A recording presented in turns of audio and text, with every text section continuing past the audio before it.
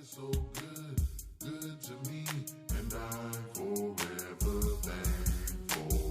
God is so good, good to me. Hey, family. Welcome back to the channel. All right, so we're ready to record this third branch from the Essene Tree of Life, Union with Love, Yihud, Ahabah. Yes, and the sound of power for the branch of love is ah. You say aha.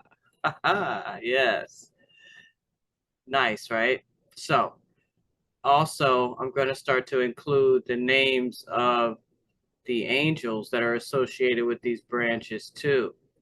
The one that is associated with this branch of love is Rachamaya, and she's Rachamael now, since she ascended.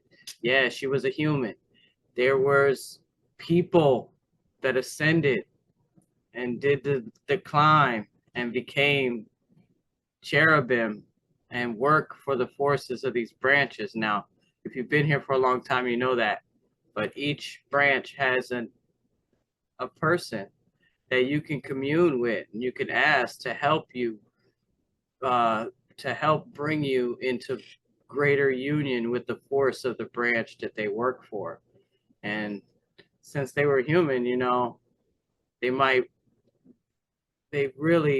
no might. They know exactly what we're struggling with, and so it's beautiful. This entire divine plan is really beautiful. The more you grow and the more you see.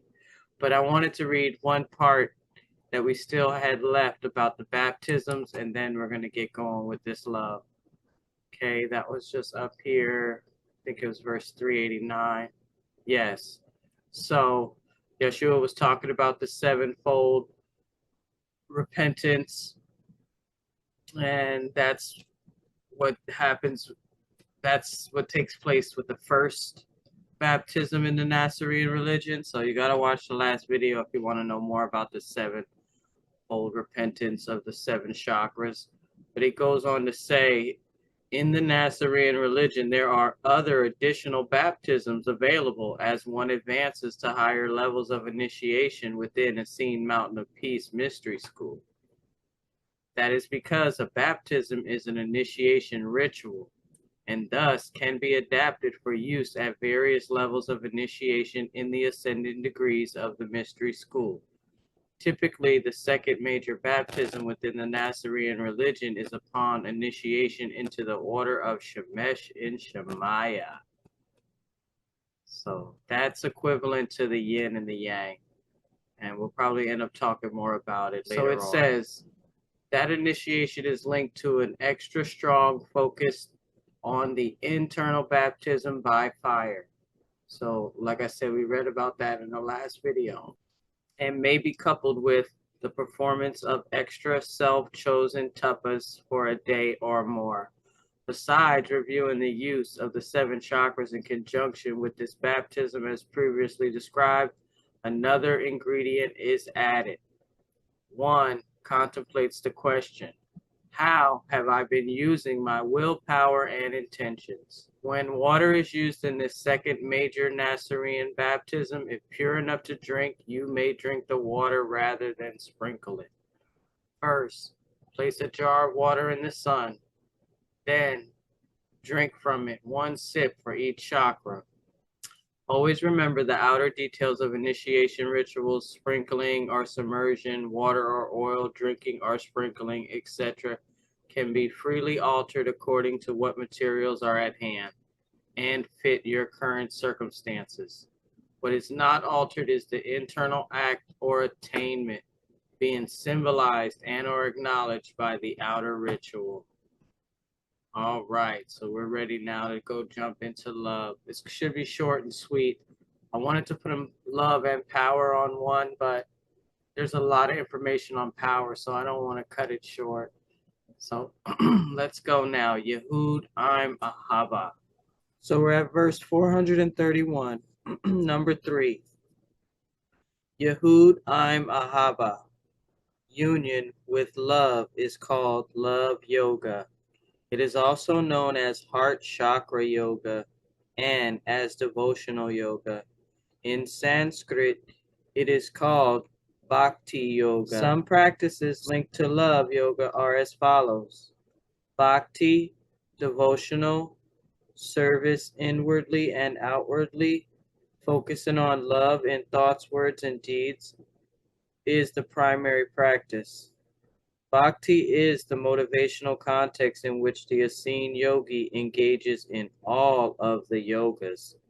The Bhakti Yoga is always serving supernal love, even when sweeping a floor or preparing a meal. Supernal love is the highest love and is the subject of much devotional contemplation by the practitioner of love yoga.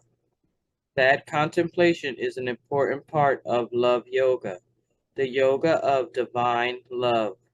That contemplation is a key meditation practice of love yoga. Now, here is an example of how a pranayama, a meditative breathing practice, can be used in love yoga. The love breath is a practice of love yoga. So he says, inhale deeply as in the yogic complete breath, but envision that you are inhaling divine love. As you briefly retain that breath, envision that the divine love is bathing your entire beingness, including your physical, mental, emotional, and spiritual bodies, in unconditional love. Then, on the exhale, envision that you are sharing that divine love with all beings, radiating that love into your environment. Repeat this 7 times or more. Breathe in supernal love, bathe in it while you briefly retain that breath, and then share that supernal love with all of creation on your exhale. Love yoga, like Hindu Bhakti Yoga, is also associated with devotional worship of the deities. In our case, the Nasarean deities. This devotional worship often includes the chanting of their names and attributes, a form of mantra yoga. This shows that mantra yoga, an important yoga in its own right, is a sub-yoga of Bhakti Yoga, and is also a sub-yoga of others of the 14 primary yogas of Essene Yoga. So that's what this kirtan means. It's the Bhakti Yoga of chanting mantras. The stuff out of India kind of scares us a little bit. This looks like Hanuman, but I know you see his tail. This is probably to symbolize, it's symbolic of the monkey mind and how you can control it with this chanting of mantras. Yes, there's clues in everywhere, man. But okay, so that was love yoga. And it did say that mantra yoga is an important yoga in its own right. And it is a sub-yoga of Bhakti Yoga. In the Sadhana book, there's a ton of mantras. They outdid itself. There's a whole chapter on with mantras in there. And you have the sounds of power that you're supposed to chant, the sounds of ecstasy. Yeah, there's a lot in the Sadhana book. But I learned a couple from India. It says the Gayatri mantra is a Hindu prayer and mantra that translates to, may the divine light illumine our intellect. It is considered a universal mantra that can be chanted by anyone. I think my yoga teacher told us to learn this one because I fell in love with it long ago. It's Om Brum Bruvasvahat Tat Savitu Vaderiyam Varego Dede Savimahit Dio Yona Prachodayat. Just say it over again. And then you could just look it up, the Gayatri mantra, if you want to find the words. It's spelled Gayatri mantra. It's beautiful. Om Brum Bruvasvat Tatsavitu Vaderiyam Varego Savivahi Vyo Yona Prachodayata. I be going crazy. And I learned some out of the Megillah too. There's a lot in there. So, but Dave put them all in that Sadhana book for us for easy access. But alright guys, I'm going to get out of here. Learn you some mantras. Okay, that's a part of Bhakti Yoga.